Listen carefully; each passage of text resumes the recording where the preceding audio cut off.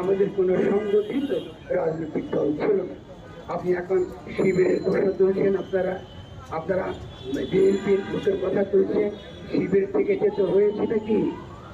তারা কি এই লড়াইয়ে অংশগ্রহণ করে নাই? যদি আমরা এই তরুণদের আন্দোলনের সংগ্রামের সবচেয়ে গুরুত্বপূর্ণ রণকৌশলগত দিক, যে কারণে এই গণ অভ্যুত্থান সফল হয়েছে, সেটা হলো কোনো দলের পক্ষে তরুণরা এই আন্দোলনের নেতৃত্ব দেয়। তারা যখন গণ অভ্যুত্থানে অংশগ্রহণ করেছিল, তারা কোনো দলকে প্রতিনিধিত্ব করে নাই। আপনারা গণমাধ্যমের কাছে আমি অত্যন্ত বিনয়ের সঙ্গে বলছি, যারা এইভাবে প্রচার করছেন এই গণমাধ্যমগুলোকে আমরা কিন্তু শুনি, এদেরকে আমরা চিনি।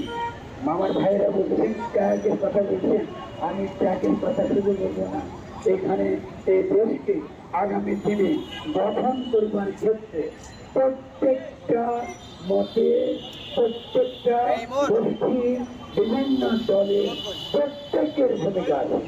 আপনি দেখেছেন বিএনপির মতো একটি দল শুরু থেকে যে সকল কথা বলেছে, এখন অনেক বেশি বিচক্ষণ করে। এই গণঅভ্যুত্থান হওয়ার পরে আপনারা লক্ষ্য করেছেন জামাতে ইসলামী যথেষ্ট